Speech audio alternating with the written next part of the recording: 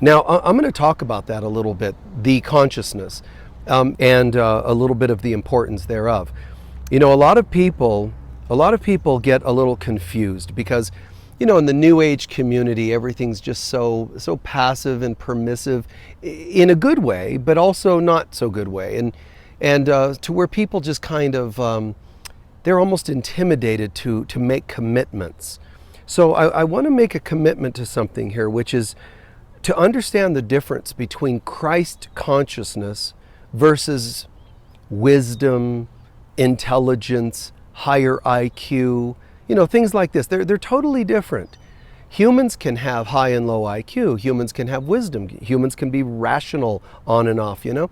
People can be, you know, of various calibers of creativity and so on. Even some versions of enlightenment.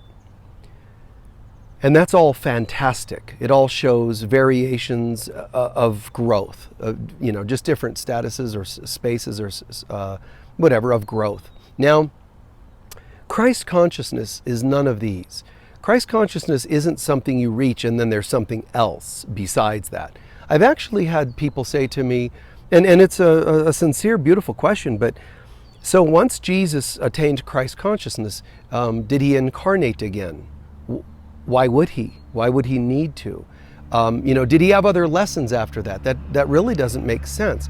Christ consciousness means, because the term Christ means, it's the name of God in us. When you attain Christ consciousness, it means you have full remembrance of your divinity, not semi-remembrance, full remembrance.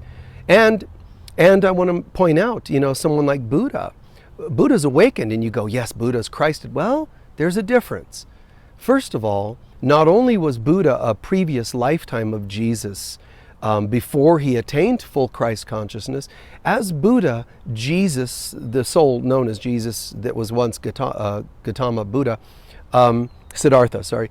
You know, as Siddhartha, he grows and he becomes enlightened, some people would call it, but he basically becomes awakened. Awakened doesn't mean you're totally Christed necessarily, because awakened can mean you get it.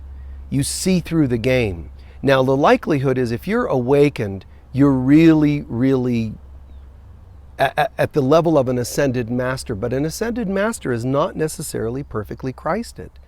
And I know these are maybe minor distinctions to some and major to others, but it's still beautiful and very important. I'm not comparing like this teacher is better than that teacher, and it's not really my point. But my point is to make some commitments to understanding, instead of just saying, well, gee, we're all kind of wonderful, we're all kind of wise. You know, Jesus was just another wise individual, you know, kind of like, you know, Gandhi or Mother Teresa. That's not the case. You can not agree, you cannot believe it. You don't even need to watch this program if this doesn't feel right for you. That would be the best thing for you, actually. And the best thing for everybody else. Just go with the greater good. If this doesn't work for you, then tune out, go somewhere else that does resonate. Because then whatever you tune into that does resonate might lift you and fill you more. But there are simple things to look at here. Gandhi, Mother Teresa, even Buddha, they all died. Sorry to say, they all died. Even Buddha died. Jesus didn't. He did die, but he's the only of them that resurrected himself, meaning he had a unique level of awareness. He didn't just wake up and say, I get it. This place is an illusion. We don't need to let it control us, and I understand how to break the trance. Which I say just, that's huge, mind you, but he didn't do just that. It's going another whole level. Ascended masters don't have to incarnate again, although they can choose to.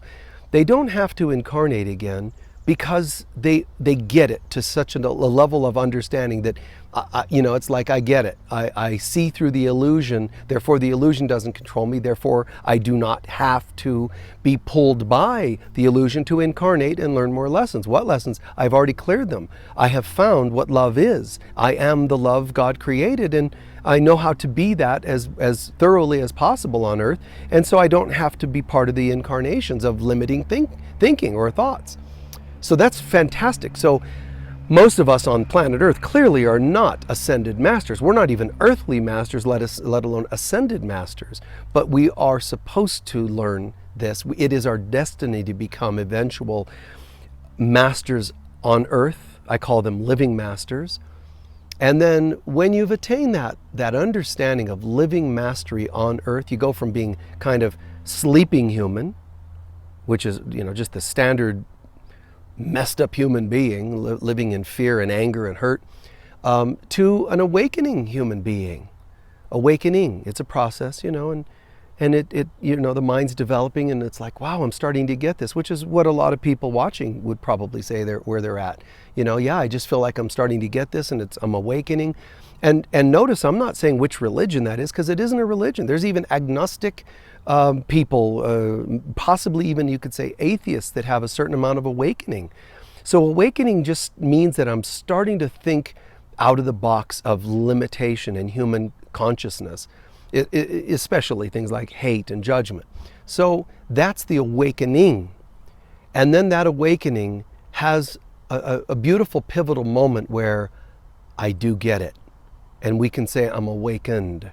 And that does apply to some individuals. A person can be awakening and be wise, like Gandhi, but not completely awakened. By completely awakened, I'm not talking the level of Jesus yet, because that's way up there. I'm talking about just awakened to the point of an ascended master. Now, Yogananda is an individual who I could say was awakened. Yeah, he really was.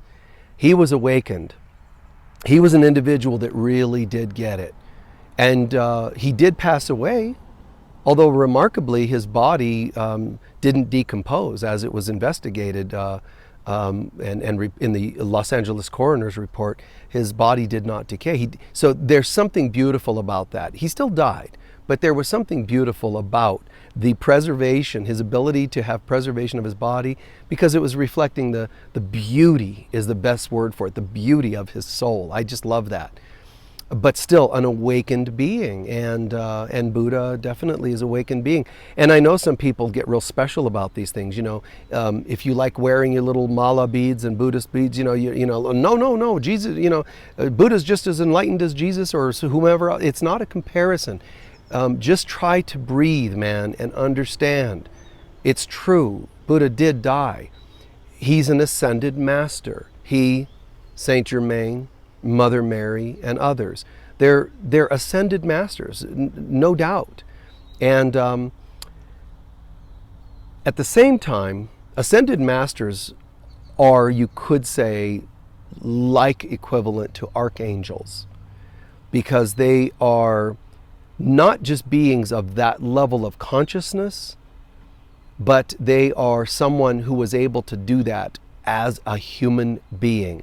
Angels and archangels really admire humans that are able to pull this off, because angelic beings have not, most of them have not incarnated and had to do this in the three-dimensional realm.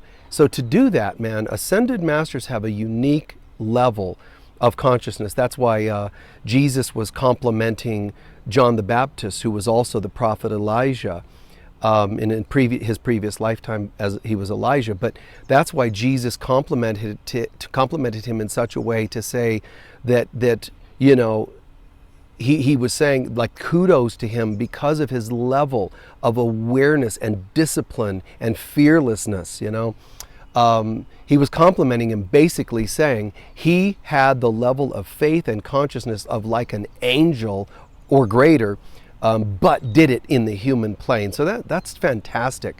So hopefully this isn't too confusing, but just to understand, man, humans sleeping, humans awakening, most of you watching are at least at that level. And then there's that level of really getting it. And when you're really getting it, there are certain signs and symptoms, let's say, of that. One is you really don't take things as seriously as you once did. It doesn't mean you're cold to life and things, but you know, once you see through it, you don't take it quite as seriously, which is why I often make light of things and joke things, because you know, some people think it's irreverent, but it's really a part of saying, guys, you know, there's silliness, you know, around us. Things don't have the power we think they do. That's one sign and symptom. Another, clearly, is love and service. The more you start to become awakened, you don't detach from the world. And a lot of people do that, and maybe some of them it is their path to do so. But when you become awakened, the people that kind of stay hidden away and say, I don't need to be in groups anymore. I no longer go to hear, you know, Michael or others at a service or a gathering. I don't do drum circles anymore because I'm beyond that. That's old school. They could very well be missing something, you know, mentally, I'm saying. Externally, they're missing something too, but what happens is you still find yourself usually called to engage in the world and hold presence, for lack of a better phrase for it, bringing the love to the world, and not just to beautiful gatherings and loving gatherings. That you should do anyway, just because it helps fill us up. It's like an oasis where you fill your canteen, man, fill up. But it's not just that, it's also that we bring presence, you know, and also go to challenged areas, you know, meaning, you know, to be around people, even in a grocery store, just common daily places, and to be beautiful, just to be loving and beautiful. And one way you can know if you're doing that, and it's not something I'm asking you to contrive, but one way you can know you're doing that is when you can tell people are scratching their head a little bit, even if it's just energetically scratching their head, noticing that you're kind, you know? It's not that I'm asking you to be kind to the point where they will say something, because that's trying to prove it. But I'm saying, you know, just that's a beautiful thing to note to yourself. Pay things forward, you know, pay people's toll, pay people's grocery bill, or whatever you can afford to do. You know, smile, be supportive. Can I help you with that? And some of us don't do that because we're afraid that people are going to reject us and say, you know, mind your own business, and they will sometimes. And that's because they're not being very nice. But sometimes underneath that not being nice is they're afraid, you know. They're not used to people being nice. It's like Mother Teresa said, you know, be nice. Even if people think you must be up to something, be nice anyway. So just consider that. Now, we don't have to compete and compare as to who you think is an ascended master. If I say this person is, you might say, well, my teacher's probably an ascended master. My favorite, you know, historic character. You know, we don't have to worry about that. They are or they're not. It doesn't matter.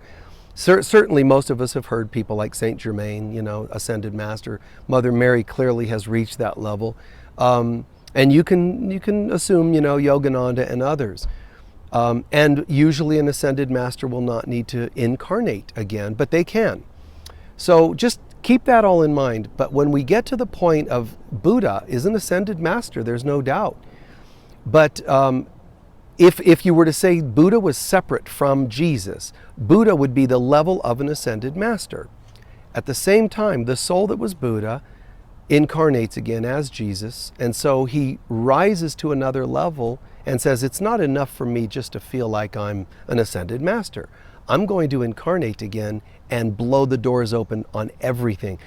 Because before that, there were other ascended masters, and all it meant was one in every, you know, million people reached a level of ascended master. We had, you know, eventually we had Saint Germains and other people throughout history that were beautiful, wise, awakened beings. But Jesus is saying it's not enough anymore to just have that one in a million. You know, the old school was the way is narrow and only a few are chosen. Chosen really meant only a few chose to awaken, because it is a choice.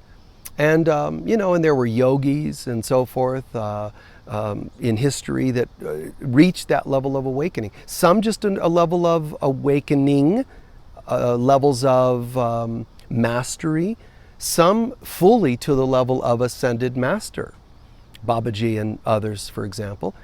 But that's all one thing. Still earthly levels of awakened.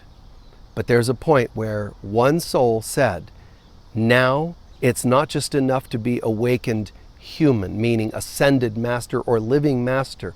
Now we're going to go all the way. We're going to open up not just the ability for people to become masters of their heart chakra, because that's the level of ascended master, is, and this again, I don't want to misstate this.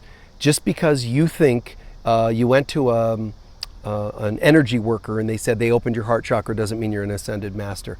We all have heart chakras, and it's open to varying degrees. An ascended master is the level of heart chakra complete. Like it's like the difference of training for something and yet being it completely, the master of something. So ascended masters are not just heart-centered, as many of us are. They are on the other realms. They're at the dimensionality of heart consciousness, which is beyond mind, beyond astral, beyond physical, beyond etheric, and so on. When Jesus did what he did, he didn't do the typical ascended master heart chakra.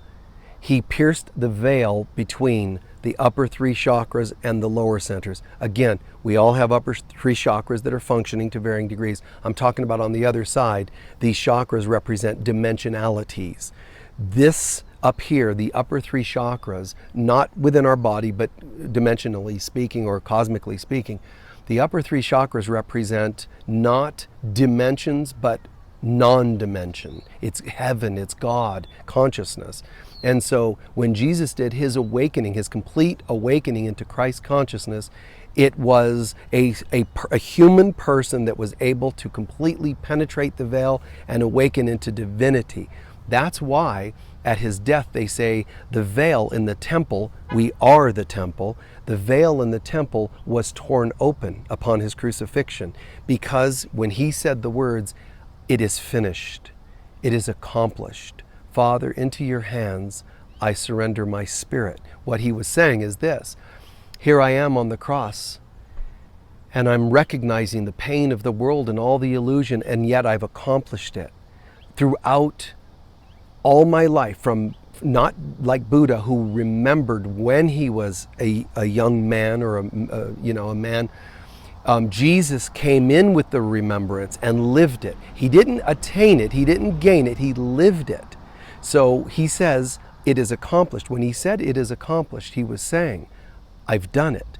I've lived the complete awareness and chose not to believe in the illusion. I chose to recognize only God is.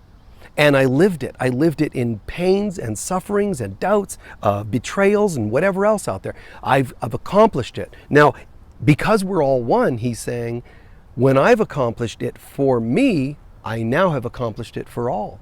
So the veil was torn open, they say, in the temple in Jerusalem, but it was actually a symbol, because our body is designed the same. It's sacred geometry. The Solomon's temple in Jerusalem was designed to be a metaphor of our human beingness, our body. And so the temple used to only be able to, only certain priests of certain caliber could move through the temple freely, and they could only move up to a certain level. Only the high priest with a breastplate on certain occasions could go on the other side of the curtain to commune with the Ark of the Covenant in the what they called the Holy of Holies in the temple. Now all of a sudden, instead of this one-off guy, once in a while, this priest, it was Jesus is saying, done. Rips it open and says, we can all now remember our Christ self. So he does, the way fundamental Christians say he's our Savior. In a way he is. He shows us, he saves us by showing us. It's not to be interpreted from a fundamental standpoint the way it's often done, but some of the wording is correct. He did show us. He did open the door. He did awaken this God within himself. Not just reflections of God, God completely within himself. I am as God created me. I will to be the Christ on earth. And so this was a beautiful experience. This was a beautiful message. And it reverberated into every soul throughout history and is available to every soul, past, present, and future. So the awakening of Christ consciousness and the remembrance of Christ consciousness is here for us all, and it's just a matter of time. You might still need to pretend it's called something else and say, I'm just trying to become a little bit wise. I'm just trying to become more loving. But eventually we have to just make a commitment and say, I'm actually heading for Christ consciousness. That's now my goal. That's something since I was a kid. I just had that feeling that why settle for anything less? Let's just go all the way. And I knew that Christ as Jesus represented that. But, that Christ is in us all. And so if that Course calls to you, we're talking about that energy, but we're also talking about the lineage of that. Those of you who feel a calling to mysticism, Christian mysticism, Eastern mysticism, it doesn't matter, Western mysticism, you probably are going to identify with this Course, this consciousness. If for some reason you don't do the Course, that's great. If you'd like some suggested things to read, just check out some beautiful books on Christ consciousness. Some very advanced material that Yogananda did. He wrote some books on Christ consciousness, but simpler, really profound reads though. There's a book called God Calling. I think that's a very beautiful daily read. It's like daily lessons. The Aquarian Gospel is a wonderful, beautiful book. Kind of the metaphysical story, gospel of Jesus's life, from before his life and all that to ascension and all that. But it's a channeled version, but it's authentic. It's channeled and is 90-something% accurate portrayal of what really happened, and it's less less choppy than say the Gospels in the Bible. But that's just an example. There's other materials that that speak to different people. But Christ consciousness related. There's a book called The Brotherhood, and that guy who's like anonymous, he never really named his name. He wrote a few different books. Some of you might be aware of those. And there's also, let me think, there's the ACIM Gospel of Peace I always loved, but that's a hard one to find these days. But just there's at least a start. White Eagle, the Gospel of St. John, and other books by White Eagle are, very Christy, man. They're just fantastic. So if you don't do the Course, can't do the Course, and still want to dabble with a little bit of that Christ consciousness, then check it out, go there. You could also study some of the simple things, like a summary of the life of mystics like Saint Teresa, Saint John of the Cross. Just to be able to,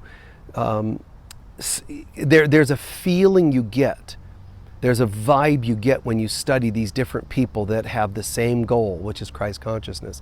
There's a similarity from one to another that's quite amazing. I could always feel that. I assume and hope you can, and I think you can. But there's a vibe. It's love. The teachings are loving from these people. They're clear. When books are overly intense or complicated, I don't want to name any specific names, then sometimes it's, sometimes it's either not authentic, or sometimes the channel is getting in the way too much. But I want to say this real quick. Every teaching, no matter what it is, if it even helps one person, it has a value. So even when I make fun of some things that we do as teachers or students on the path, and some of the silly things religions have done, it might look like I'm dissing them and all that, and because some of the behaviors are dissable. I don't know if that's a word, but we just made it up. They are dissable. But, please understand that when you really know me, you'll know that even though I make fun of such things, I am clearly aware that every teacher and teaching that helps even one person has got something of value, and that's beautiful.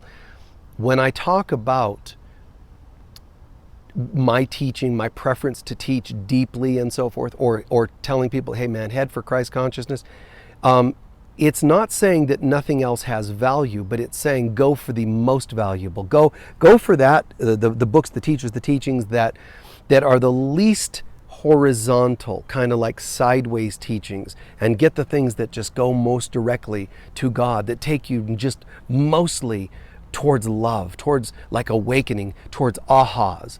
If you hear me speak a few times, and each time you only end up with one like insight or aha, I would say, trade me in and get somebody that just, where you get this like wow or bam, that's what I would do, because that's, why would you settle? Let's get there. Let's get to the teachers and teachings, books, materials that get us there the most. So that's my recommendation. Just look for the stuff that really, really takes you home. All right, and whatever that is, it's beautiful, it's valuable, and give thanks for whatever it does offer you. And things in the past that have ever been of any value, give thanks for those things, let them go and move on. But give thanks for them. Even if it was one aha or insight, don't have to diss it or don't have to hate it or shame it. Just give thanks for it and move forward. So join us if you can. It's not too late, even if you wait a couple weeks for that matter. If you watch this a couple weeks after the fact, you can always sign on and watch the course lessons later on.